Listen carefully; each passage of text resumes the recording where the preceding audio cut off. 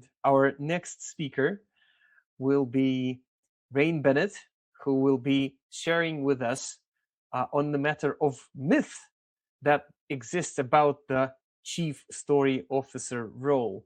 Rain is the author of an upcoming and a very desired by your humble host, of course, book called Chief Storytelling Officer.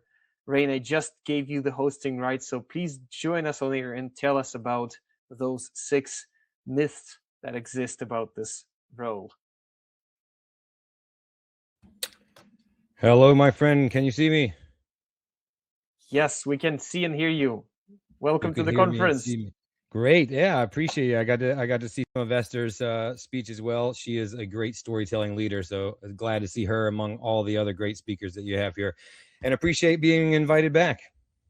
Thank you so much. It's all yours. Let's have our fires for Rain, and I'm here if you need me. Let me know if you when Bring you the need fires. slides. Bring the fires in Russian and English. Okay. The only thing is, Artem, my text is all in Russian. I can't remember where the share screen is. Like I switched it to. Just let me know when you need the slides, and I'll bring them up for you. Oh yeah, let's go ahead and bring them up. Thank you, my friend. Okay, boom. Okay, great. So my name is Rain Bennett. A little bit about me before we get started. Very briefly, I won't take much of your time. I'm going to move through this very quickly. However, if you have questions, ask them all along. There's a lot of different understanding, and there's a lot of misconceptions I have seen about this role. My background is in filmmaking, documentary filmmaking specifically. So that's nonfiction. And the real skill, I would say, is twofold that I've learned in over 20 years of doing this.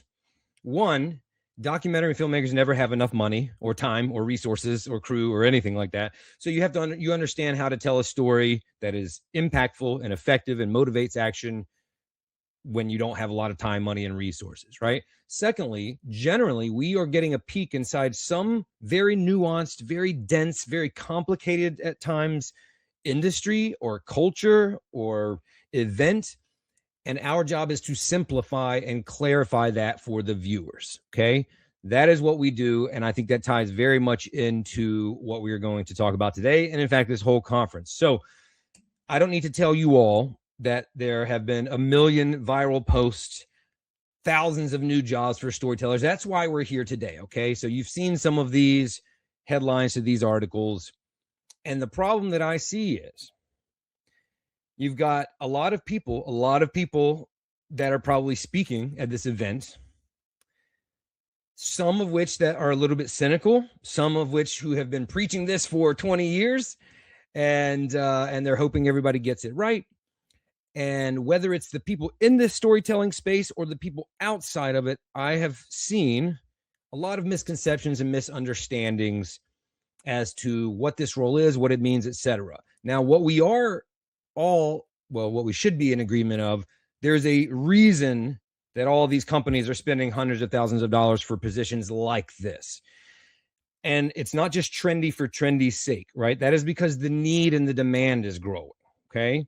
So when I see some of my peers that are a little more critical or cynical rather about it, thinking that most brands are going to get this wrong, which might be true, I actually view it the other way around. I think it is our responsibility as storytelling leaders to help as many of those brands and individuals get it right as we can.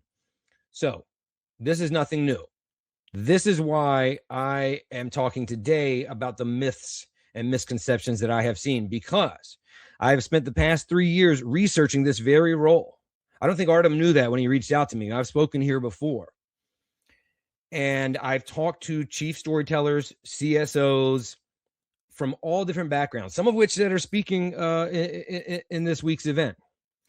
So that means chief storytellers from global billion-dollar corporations all the way down to 5-person local nonprofit organizations here in my state. Okay, so that, first of all, is one thing we should get straight, and we'll talk about that a little bit later.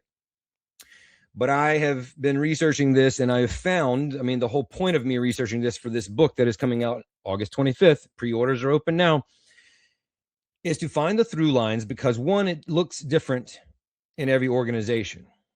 And two, we need a better understanding of what this role is. And so my goal with this book is for it to serve as a manual or a guidebook, mostly for those organizations who might not be able to justify an individual person in this role.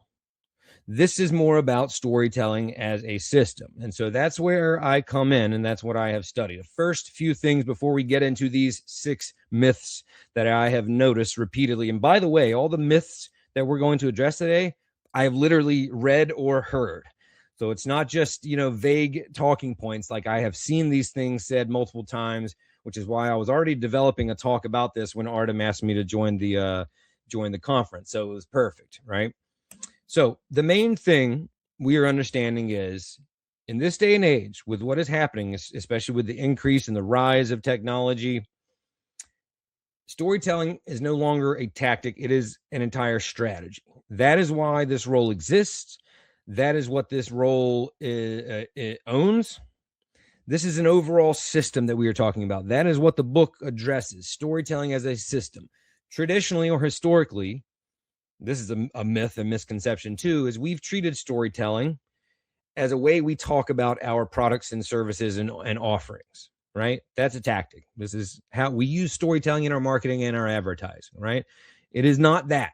This is something that we build from the top down. We build from the very beginning alongside our product, right? This is not something that we add on later.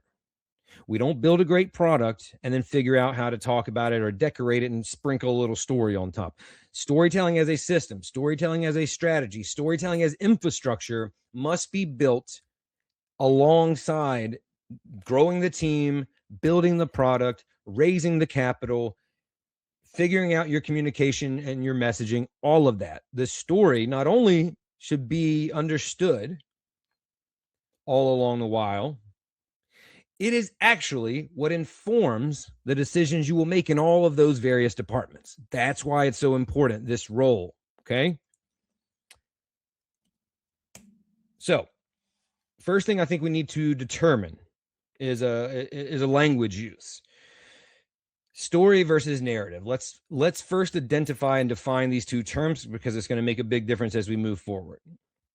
Yes, they can be used interchangeably, and sometimes they are when people say, like, tell your story, right? Or like, what's the narrative?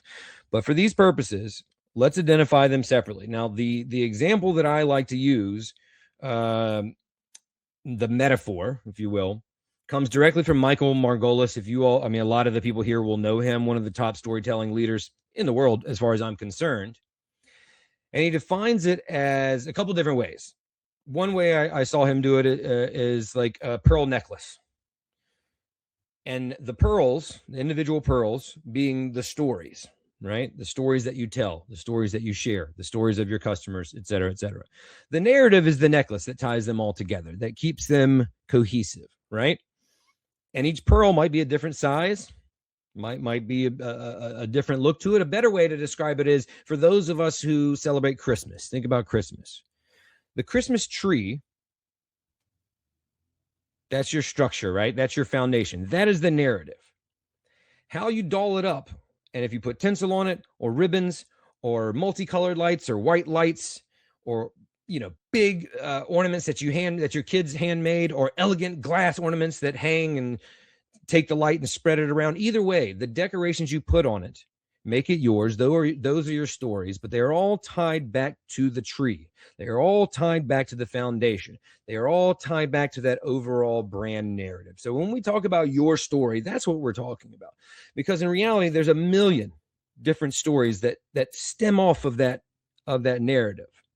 But the narrative is so important because that's what dictates how we talk about ourselves, what products we build and what product features we build, who we hire, every decision that we make. So I just want to touch on that before we move forward, because we conflate the two sometimes, and that's a real issue when we're talking about storytelling versus narrative. So let's look at some examples, and then we'll get into our myths. Stories are beginning, middle, and end. Closed loops, right? There's an arc, a narrative arc, right? Starts here, there's transformation, ends here. That could be an ad campaign, that could be a customer story or a testimonial, that could be your social post, a pitch deck for your investors or your donors, I mean, you can think of millions of examples, right? It's a closed loop, okay? Beginning, middle, and end. A narrative has a beginning and maybe a middle, but not necessarily an end. It's the bigger picture message or the moral or the lesson. It is your belief system. It's not focused on the transaction. It's focused on the overall transformation. This is what defines your why. You hear that cliche all the time, right? This is what informs the decisions that you make. This is your belief system. It gives you meaning and your brand meaning and purpose. It's, how many expressions can we use? Your true north, your guiding principle, et cetera, et cetera. It's the thing that moves you forward. But so often we get in this position where we're not tied back to the narrative and we're operating in silos, and there's miscommunication and misalignment, and that is the role and the function of the chief storytelling officer or the chief storyteller or the chief story officer or whatever you want to call it. Sound good? Any questions so far? We're going to keep moving along and start addressing some of the myths, if not. Okay, myth number 1. By the way we're starting with these myths is we're going to start simple and we're going to work to more complex. Each one is going to lead to the next one, okay? And when I say myths, some of these are half-truths. Some of them have a truth somewhere in them, and we're going to dissect them a little bit, okay? So some are just misconceptions. They're not necessarily untrue, but the understanding of them by people who say these things is a little off, and that's what we want to correct. First one is easy. This is just a made-up title. Yeah, so is every other title. So is every other word in any language, whether we're speaking Russian or English, right? All language is made up essentially at some point. And then we come to terms as people, we come to an agreement, a shared understanding of what the meaning of that word is. And guess what? Even when we determine what that word means, language evolves, meaning evolves, and so should your story, right? So yes, it's a made-up title. However, we've been using this title for way longer than people think. It is not just the past couple of years. And when I wrote the book, part of the reason why I did is because on my podcast, The Storytelling Lab, I had on what I think is the first chief storyteller ever, or at least very arguably, which was Nelson Ferris at Nike in the 90s. I don't know if you've checked your calendar lately, but that's 30 plus years ago. Okay. Steve Clayton at Microsoft became a chief storyteller in 2010. SAP had a chief storyteller back then. Etsy had a chief storyteller back then. This is not new. Okay. But in terms of it being a made up title, maybe, maybe not, but it's no more made up than any other C-suite that we have, right? Somewhere along the line, someone said, you know what? We need someone to really just be in charge of the finances, chief financial officer. We have a CRO, CHRO, CMO, CTO, CPO, right? Eventually, at some point, they were all made up titles, okay? That's not the point what you call somebody. And that's why we have some that are the chief story officer, chief storytelling officer, chief storyteller, narrative lead, narrative architect, head of storytelling, yada, yada, yada. That doesn't matter what you call it. And really, you might have someone on the team that's already owning the responsibilities of that role. So they don't even have to have that title, but someone that you should be intentional about who is covering those responsibilities, because let's talk about the problem. Narrative drift. That's really what we're focusing on. Misalignment. And it happens at the connective tissues. That's where the fallout happens when we are telling our story, right? Because if we don't have a cohesive narrative that everybody on the team, internally and externally, understands, then they're going to default to what works for them. Marketing and your content team is going to do the social posts that they have done in their personal lives. Sales is going to tell the stories that have worked for them in the past. Everybody's going to be beating to their own drum, right?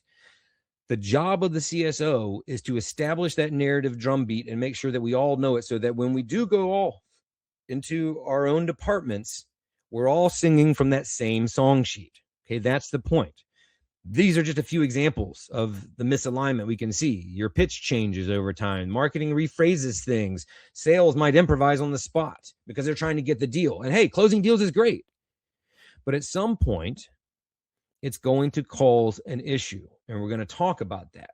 That issue comes not in the first day. A little misalignment is barely noticeable, if noticeable at all. but it's like interest. If you have credit card debt, it compounds over time. By the time you notice that gap's going to be this wide, and now you've got a major reconstruction issue to try to bridge that gap. It's like letting the foundation of your house crack and crack and crack until your house settles, and then being like one day, oh my gosh, we got to lift the house. Well, you can't lift the house now because you're gonna crack all the walls because they have adjusted with that. Okay. The issue, the overall issue, why this matters. Because why does it matter if sales tells a different story, Rain? If they get the close, they get the closing. The whole point of stories, the whole impact of stories has always been, yes, connection, and yes, understanding, empathy. But then because of that, what happens? Trust. Storytelling has been a vessel for, a conduit to trust between people. So conversely, when your story starts to break down, you slowly but surely erode that trust. That is the problem that we are trying to solve. Your customers will feel it. Your employees will feel it. If we are all not aligned, it will be noticeable, but often it doesn't happen until that gap is super wide, unless you have someone controlling it. And that's why we're here today. All right, myth number 2. Isn't that just marketing? I've literally heard this so many times from everybody on LinkedIn copying those viral posts that we showed at the beginning. Isn't that just marketing? Or, yeah, that's just content creation. That's just journalism. That's just communications. That's just copywriting. I've literally heard every single one of those. And the answer is no. Yes, and, if you will. So sure, it is marketing, and it is content, and it is communications, and it is copywriting. But that goes back to what I said at the very beginning. It's not a tactic. It's not just how we talk about ourselves. It is woven in through everything that we do. Now, one of my favorite quotes that I quoted in the book comes from one of the speakers here. I forget which day he's speaking, but Terrence from Accenture. And I'll never forget this. It was so simple, but so profound. And he told me in our interview for the book, chief storytellers are not a communications role. What? That's what everybody thinks it is, right? He said it's an engagement role. Terrence is on tomorrow. Absolutely tune into this guy. He is so kind with his time, but so smart. Okay. Accenture, if you're not familiar, is one of those global billion-dollar, multi-billion-dollar brands. Okay. So he's in charge of a lot. It's not a communication role. It's an engagement role. Think about anytime you engage with another human in your entire operation, right? Any touch point is an opportunity for that story to be reinforced or to be misaligned and break down, to increase the trust between those two parties or those multiple parties, or erode that trust. It's an engagement role. So what I always say is storytelling is just how we communicate as people. It's not this fancy thing that it's like some skill you have to go off to some university to learn. It's within all of us. Now, yes, of course, you can become more skilled and you can learn certain things to make you better at that skill, but it is inherent in humanity. It's how we communicate. So when you're recruiting, that's storytelling. When you're hiring, when you're raising funds, when you're building a product, anytime you're touching someone else, anytime you're engaging with someone else is an opportunity for stories. That's why it's not just marketing. Okay. It's in everything that we do. It is a system that must be woven through every department. So the reason for that is all these things right here, your content, your communications, your copywriting, all of your messaging outward, that's one-way communication. That's trying to grab attention. That is one tiny sliver, the tip of the iceberg of storytelling as a system, right? Is you just trying to tell people about what you have. We are not, when we employ storytelling as a system, we are not trying to grab attention. We are trying to create understanding within everybody in this entire story universe that we exist in, right? Understanding. That's why this is a strategy. That's why you need someone to uphold it, someone to be in charge of it, because this is what you are trying to establish. Stories facilitate understanding, shared understanding, and making meaning of the world and our experiences. That's the whole point of storytelling. Someone needs to be in charge of that. And when I say it's woven through everything, it starts from your big picture vision. Like, what is your true north? That brand narrative. What are we trying to do? What's the future story we're trying to tell? Down to your mission, down to your brand, down to your product itself, then of course your marketing and your advertising, to your recruiting, to your sales. And guess what? Because it's a system, there's also loops back around. So it's not just storytelling, right? Just talking about yourself. There has to be every single chief storyteller that I interviewed. Their organization had some system, some process in place to feed back into the story. Listening is equally, if not more important than telling. That is how you continue to evolve. That is how you make it a story that is co-authored by everybody in your sphere, okay? It trickles down through every single thing that you do, okay? All right, let's keep it moving. Myth number 3. This is a tricky one. The CEO must be the chief storyteller. I have seen this by a lot of people in our space, some of which I admire and look up to and respect very, very much as I possibly can. Yet I still disagree. Okay, but let's talk about it. This is one of those half-truths. Absolutely, the CEO should own the culture and understand that story and narrative and understanding is important, right? Should they be the chief storyteller? I would even go so far as to say, like, yes. Think of the Steve Jobses of the world, right? Yes, they should have an understanding. Do they have to be the chief storyteller? Absolutely not. And I don't know why that we think that they do. Because sometimes I think the best CEOs understand what they're great at and what they aren't. Now, they do set the tone and establish the culture. So they have to have that leadership quality. But if they don't understand narrative like a professional does, then they might not be the right person for that. Or even if they do, CEOs, as their company grows and scales, they're involved in every single aspect of the business. They can't be an expert at everything. And you probably know CEOs that you've worked with that's like, oh, they don't really, I don't know what they do daily, but they are visionaries, and they ignite the team and they align the team. And when you get behind them, you want to, climb that mountain with them. You want to burst through doors, right? But they don't really do any button pushing. Then you have some that really are just financial experts, right? But they might not be great marketing experts. So what do? They hire experts. They hire people better than them and smarter than them at the things that they aren't great at to make the company great. This shouldn't be news to anybody. Even if they are a financial expert at some point, who do you bring on? A CFO. Why would you bring on a CFO? The chief storyteller, the CEO should know the finances. Yeah, agreed. But somebody has to own that eventually. Okay? The problem with story is you have to be building this all along. So yes, the CEO must be in touch with understanding our purpose, right? And why we're here and the overall story that we're telling. But they may not be the perfect person for that because they can't be everything, okay? Or maybe they are good at it and time goes on and they need someone who is a professional and has been trained at it, because that is much different, right? Someone that is trained at this skill. Listen, I told you at the very beginning of this that I'm a filmmaker. I am not. Some directors, I've got a film coming up, my first narrative feature. My background's in documentaries. Some filmmakers are great cinematographers. They have a visual understanding of the story, and that's what separates them. I'm not that guy. I am heavy on the story, surprise, surprise, and the performance and the writing, the dialogue. So what do?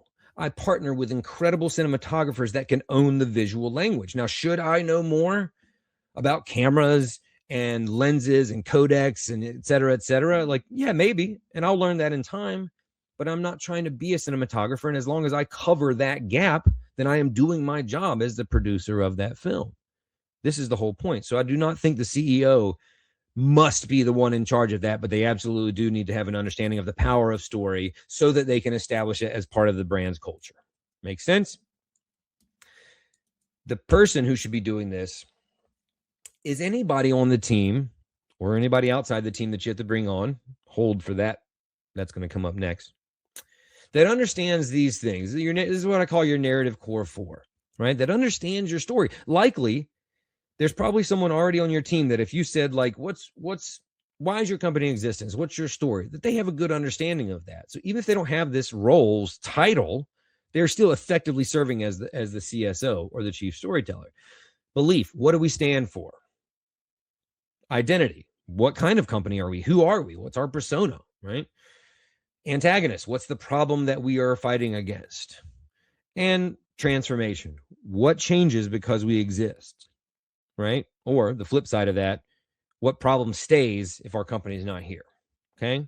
We don't need to go deep into that because that's not what today's talk is about, but like somebody who understands these things. And it might be someone who is a trained storyteller and not the CEO. Let's keep it moving. Very similar, but slightly different. Myth number 4, you cannot outsource your storytelling to somebody else. Or another way I've heard this phrased is, let me make sure that's not myth number 5. Yes. Another way I've heard this phrased is by many people, maybe some people at the conference this week, when they're pushing back on those viral articles, that people want to push back against, is some version of, yeah, you don't have a storyteller or a storytelling problem. You have a story problem, which again, I would say is a half truth. I get what they're saying. What they're saying is, if you haven't done the hard work up front of understanding that narrative core 4, who we are and what our narrative is, our brand narrative, right? The overall narrative that dictates everything that we've talked about, then you can't just add a storyteller in and all of a sudden it's going to solve all your problems. Now, I do think there's a lot of brands that are going to get this wrong. But again, I reiterate, I believe it's my job and everybody's, honestly, that serves brands like this on this panel, on this in this conference and on the panels. I think it's all of our responsibilities to make sure that as many of those brands get it right as possible and not just be cynical about it. Okay. So I do agree that you do need to understand as a brand what your narrative is, maybe before you bring someone on. However, what they're saying is you can't bring out someone from outside the team to just come inside your team, find your story, and help you tell it. And that's BS, because I know you can, because that's exactly what I do. Okay? I skipped it. I added a picture. It doesn't matter. I just told you I'm a filmmaker. Let me give you an example of that. When I go into a documentary or an interview, let's just take an interview. In 20 years, I've done over 1,000 interviews. That is where I am most comfortable. I wasn't always great at them, of course, when I started off, but over 20 years, you really learn how to extract the most powerful story from someone. When I interview that person, they don't know what their story is. They don't know what the connective tissue is. They don't know where the overlaps are because they're in tunnel vision, right? When you're in your story, a brand or an individual, it's very hard to see the bigger picture. It's like being in a garden maze, right? And on the walls of the hedges are so tall, right? You don't know where you're going, or else it wouldn't be a maze. So you turn here, might not be the right way. Turn there. Oh, I went that way before. And you got to figure it out, right? The function of a storyteller, especially a nonfiction storyteller, is to go in there and they can see your story from the top-down perspective, the bird's eye perspective, the objective perspective. And that way they can see all the different paths and all the different overlaps and all the different dead ends that you cannot see. That's my job. I've done it for over 20 years. You absolutely can outsource your storytelling to someone else, a trained person that is, 1, objective, and 2, experienced at understanding. Now, it makes a big difference who you hire. So this is not just hiring someone who is a great content creator or a great marketer, because that's not the role. Remember, myth number 2. But absolutely, someone can come in and look at your company and interview everybody in your company and interview your shareholders and interview other stakeholders and interview your customers and start to get an understanding of what the narrative is. So yes, you should have an understanding of this when you're building the company or building the product or building the brand. But if you don't, you can bring in a professional. That's why these people are making good money. So that's a myth. That's a misconception. It's all about understanding and alignment. And however you can get there, you need to get there. And if it takes someone else, a professional, come in It's the same thing a consultant does. I don't understand what we're missing about that. Okay, next myth. Now, this myth has absolutely been shared by people at the conference. This is not a myth or a misunderstanding from people outside of the storytelling space, and I mean story leaders like everybody here on stage. This has been pushed back when all those articles went viral from people like me, from people like us that are speaking. I see you 10 minutes ago. We're right on time. They say, oh, they're hiring a chief storytelling officer. Well, storytelling is not just one person's job, right? You can't just, it doesn't fall on one person. I've had these conversations. People see the title of my book and they think that that's what I'm implying. But no, the book doesn't argue that. The book emphatically states the opposite. It is not. So this is actually a myth or misconception that's actually true, because all the brands that I talk to, from the big global billion-dollar corporations down to the 5-person local nonprofit teams, they don't treat it that way. It is absolutely something that is woven through every department, as we've said, and everybody should understand. Everybody's a storyteller because we're all human and we all have to communicate at some point. We all have to engage with other humans at some point. Now, we might not all be the best storytellers, but that's why it's so important to have this role, so that we know whatever we're saying, it's tied back to the narrative that we intentionally established. So no, it's not just one person's job. That's a fact, but a misconception about this role. Nobody who's a chief storyteller, well, I can't say nobody, I don't mean to use absolute terminology. All the storytellers that I interviewed, and nobody that's doing this job correctly, I'll put it that way, is treating this as, this is my role. Here's the way I word it in the book. The storyteller has a seat at every department's table. They are not the head of that table, right? But they are at that table. And what I mean by that is they have a seat at product's table. They're not telling the product owners or the CPO or the engineers what to build, right? That's not their job. But they are ensuring that the products or the product features are tied back to that story.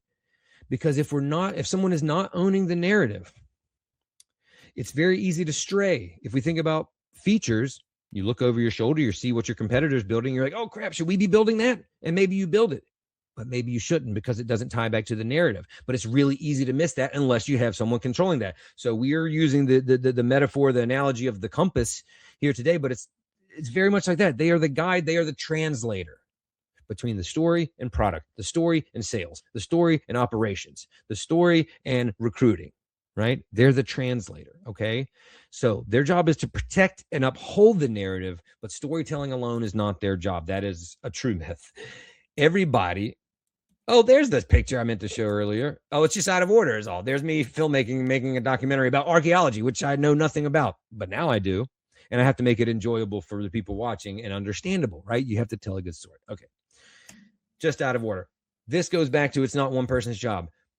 When you do this effectively, when the CSO is doing their job effectively, everybody feels like they are buying into the story, meaning believing the story, but they can only do that if they feel like they are feeding back into it. That's why the feedback loops and the listening sessions or the story sharing sessions are so important, because if they don't feel like they are feeding back into the story, they will start to veer.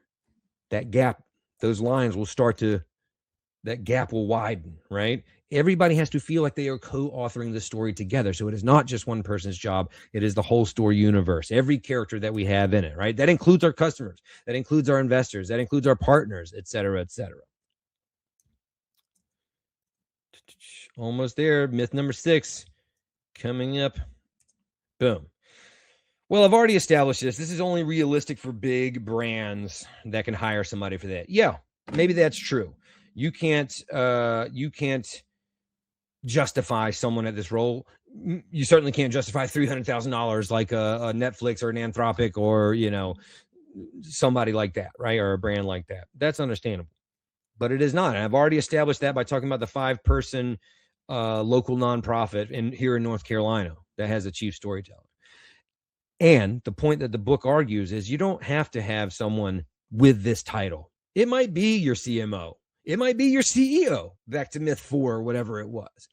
It might be your social media manager. It might be someone in sales. Nelson Ferris, the first chief storyteller ever, came from retail sales. That's his background, He's not a career marketer. He's not a filmmaker or a storyteller. He came from sales. Doesn't matter where they come from, but any brand can establish storytelling as a system if they care about these things. What is the reason? Trust over the long term, sustainable growth. If we want to be sustainable and a long-term undeniable brand over the years, you have to be able to evolve, because times change. Your customer changes. The world changes, right? If you want to do that, storytelling as a system allows you to be malleable. It allows you to be flexible. That allows you to be resilient, because obstacles will come your way, like a global pandemic or anything can happen to be a big problem you have to overcome. If you're malleable, it makes you more resilient. You have longevity, and you keep those customers. Retention is the most important ROI of storytelling as a system. Lifetime value, right? That is what you are looking for. You keep those customers because you're building a relationship with them over the long term. That's why them co-authoring the story with you is so important. If they do not feel like they are part of that story, then they're out. Storytelling is and has always been a collaboration. The story does not exist unless you have someone viewing or experiencing or listening to the story. It's a two-way street. If they can't feel their hands on your story, they will not stay in it. And this is an entire story universe that we are building. And the person that makes sure it is tied back to that overall narrative is whatever you want to call them. I call them the Chief Storytelling Officer. This is the gap you're trying to avoid. We have a few minutes left. The book comes out August 25th. We are in pre-order now. If you are in the States and you want to pre-order, I would love for you to use barnesandnoble.com, because we're trying to support physical bookstores. And if you do, and if you send me your receipt, I will send you a free copy signed by me, and you can give away the one you purchased to a friend or a colleague or contemporary small business owner that this might benefit. But Amazon is great if you want to buy there too. Let anybody know about the book coming out. And I appreciate Artem for allowing me back. I appreciate you all for attending. And I hope this gave you some clarity about the position. It really doesn't matter about the position or what you call it, but it does matter about the system that you are trying to build, the infrastructure that you are building your brand on top of.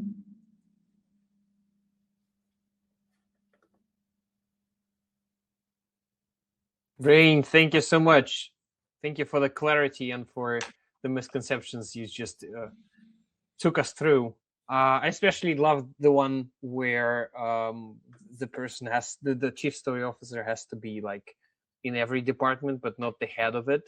I Precisely. guess that's the position that was discussed in the first part. So supported from above, but not being above. So yeah, that's really important.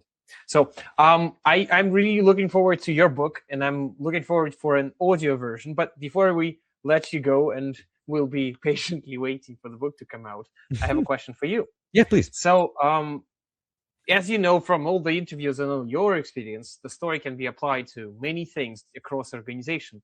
But if there was one thing you could apply it for, there's just like one task or one area, what would you choose to apply it for, and why? Yeah, that's a good question, because like I said, it is woven through everything. But the way I would treat that, Artem, is it's a top-down thing. It starts, like I said, that big picture vision. And if it is established there, it will trickle down into the other departments. So I would say the one place is that leadership, is that culture. If you can establish that, and we are all aligned for that, the rest should take care of itself. But that's why the CSO is so important, because they ensure that it takes care of itself, right? Because there are ways that we established in my conversation that there can be gaps and misalignment over time. But if there's only one place, absolutely in the culture that leadership establishes.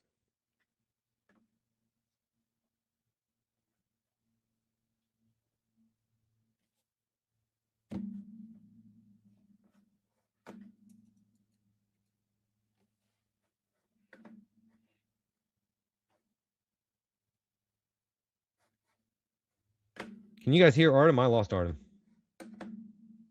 Yeah, sorry. Oh, there you go. Oh, it wasn't with me.